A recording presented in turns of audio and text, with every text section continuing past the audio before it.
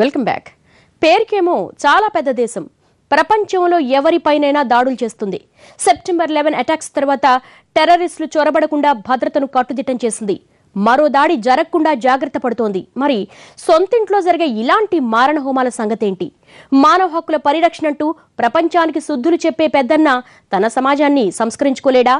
తుపాకులతో రెచ్చిపోతున్న పిచ్చి కుక్కల్ని కంట్రోల్ చేయలేడా? విపరీత పోకడలతో వికృతంగా ప్రవర్తిస్తున్న మానవ మృగాల మారణకాండకు అమెరికా అడ్డుకట్ట వేయలేదా?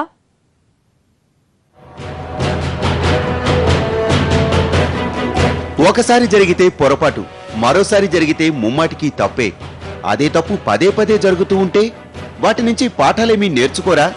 ఎలాంటి సమస్యలైనా చిటికిలో పరిష్కరించే ఆధునిక సాంకేతిక పరిజ్ఞానం, యంత్రాంగం ఉన్న అమెరికా తుపాకులతో రెచ్చిపోతున్న విద్యార్థుల విషయంలో ఏం చేస్తోంది? భద్రత కోసం తెచ్చుకున్న ఆయుధంతో బరితెగించి రక్తపుటేరులు పారిస్తుంటే ఎందుకు చూస్తూ ఊరుకుంటోంది? ఒబామా ప్రభుత్వాన్ని ఇవే ప్రశ్నలు అడుగుతున్నారు న్యూటౌన్ ఘటనలో చిన్నారుల్ని కోల్పోయిన తల్లిదండ్రులు. ప్రస్తుతానికైతే వైట్ హౌస్ అడ్మినిస్ట్రేటర్ల వద్ద ఈ ప్రశ్నలకు సమాధానం లేదు.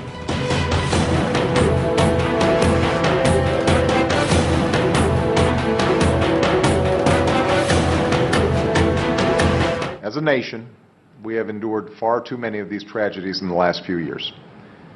An elementary school in Newtown, a shopping mall in Oregon, a house of worship in Wisconsin, a movie theater in Colorado, countless street corners in places like Chicago and Philadelphia. Any of these neighborhoods could be our own.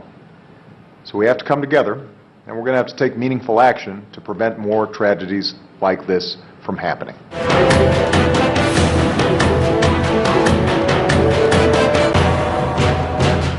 అమెరికన్ల life స్టైల్లోనే అసలు తప్పంతా ఉందనేది సామాజికవేత్తల అభిప్రాయం.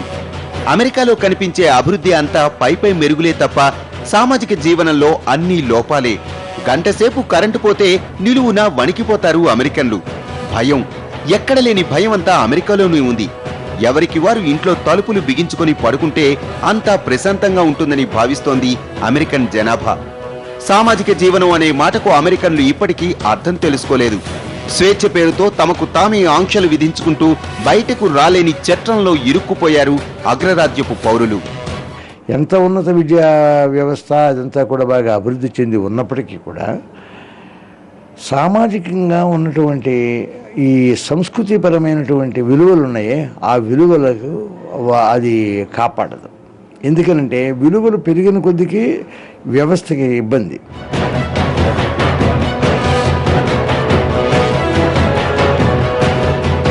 తల్లిదండ్రులు, పిల్లలు, కుటుంబం, చుట్టుపక్కల వాళ్ళు అంతా కలిసి ఉంటేనే సమాజం. కానీ అమెరికాలో ఇలాంటి జీవితం ఎక్కడా కనిపించదు. 6 ఏళ్లు రాగానే పిల్లల హక్కులంటూ వాళ్ళని వేరుగా చూడడం మొదలు పెడతారు. డబ్బుకి, తిండికి లోటు లేదు. స్వేచ్ఛ కారణంగా విలాసవంతమైన జీవితానికి కూడా అడ్డులేదు. ఇది తప్పు, ఇది ఒప్పు అని పోలీసులు చట్టం చెప్పాల్సిందే తప్ప అమెరికాలో యువకులకు మంచి చెడు చెప్పేవారెవరూ లేరు. స్కూల్ పుస్తకాల్లోనూ ఇదే, అంతా నియమబద్ధమైన జీవితం. ఇలాంటి జీవితంలో యువతలో అసహనం పెరుగుతోంది. అందుకే తుపాకులు తీసుకుని పిచ్చి కుక్కల్లా చెలరేగుతున్నారు.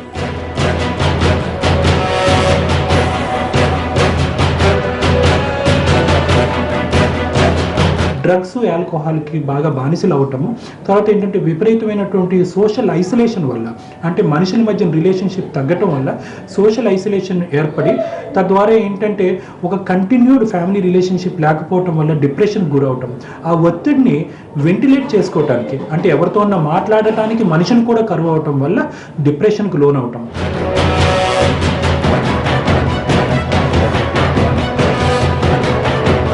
విశాలమైన రోడ్లు, ఖరీదైన కార్లు, విలాసవంతమైన జీవితం, క్యాసినోలు, పబ్లు, రెస్టారెంట్లు, వీకెండ్ ఎంజాయ్మెంట్, చట్టబద్ధంగా నడిచే వ్యభిచారం. ఇదంతా అమెరికా అంటే భూలోకంలో స్వర్గం అనే భావనని ప్రపంచమంతా కల్పించింది. అమెరికన్ సినిమాలు కూడా ఇదే తరహా కల్చర్ని ప్రమోట్ చేస్తున్నాయి. కానీ అగ్రరాజ్యంలోనూ నిరుద్యోగం, దారి తప్పిన యువతరం, ధనిక పేదల మధ్య తేడాలు భారీగానే ఉన్నాయి. చౌకగా దొరికే తుపాకులు, మాదక ద్రవ్యాలతో యువతరం ఇష్టం వచ్చినట్లు చెలరేగుతోంది. కనెక్టికట్ లో జరిగిన దారుణాలు లాంటివి అక్కడ రోజు ఏదో మూల జరుగుతూనే ఉన్నాయి. విత్ ఆల్ దోస్ థింగ్స్ ఏమవుతుందంటే చిల్డ్రన్కి కొంత కంట్రోల్ లేక, అందులో అందరికీ కాదు, ఈ టెంపర్మెంట్ ఇలాంటి సైకాట్రిక్ డిజార్డర్స్ ఉన్న చిల్డ్రన్ వాళ్ళ కంట్రోల్ లేకపోవటం మూలాన మోడలింగ్ చేస్తారు. ఈ నెగటివ్వే వాళ్ళు చాలా వరకు మోడల్ చేస్తారు.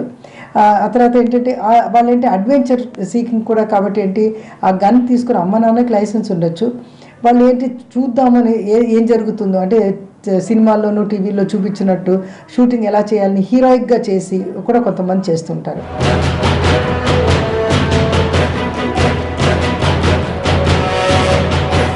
కనెక్టికట్లో ఘోరం, గురుద్వారాపై దాడి, థియేటర్లో మారణకాండ, వరుసగా జరిగిన ఘటనలతో అమెరికన్లలో ఆవేదన, ఆందోళన, ఆగ్రహం పెరుగుతున్నాయి. దేశంలో విచ్చలవిడిగా పెరుగుతున్న గన్ కల్చర్ ను కట్టడి చేసేందుకు చర్యలు తీసుకోవాలని ఒబామా ప్రభుత్వంపై ఒత్తిడి పెరుగుతోంది. చట్టాలను కఠినతరం చేయాలనే డిమాండ్లు వినిపిస్తున్నాయి. మరిన్ని ఘోరాలు జరగకుండా చర్యలు తీసుకోవాల్సిన అవసరం ఉందని అధ్యక్షుడు ఒబామా చెప్పటం పరిస్థితి తీవ్రతను సూచిస్తోంది. ప్రైమరీ స్కూల్లో దాడి జరిగిన తర్వాత తుపాకీ సంస్కృతికి అడ్డుకట్ట వేయాలంటూ వైట్ హౌస్ కు వచ్చిన పిటిషన్లపై 43,000 మంది సంతకాలు చేశారంటే అమెరికన్ల ఆగ్రహం ఏ స్థాయిలో ఉందో అర్థం చేసుకోవచ్చు. ఈ గన్ కల్చర్ కూడా అక్కడ అమెరికన్ వ్యవస్థలో ఒక ప్రధానమైంది. మొత్తం వ్యవస్థే సైనిక పారిశ్రామిక వ్యవస్థది అమెరికా వ్యవస్థ. అందుచేత ఆయుధ పరిశ్రమ పైన ఆధారపడినటువంటి వ్యవస్థ అది. దానిపై ఆధారపడిన వ్యవస్థ తాలూకు ఉండేటువంటి అవలక్షణాలన్నీ సర్వసాధారణంగా వస్తాయి.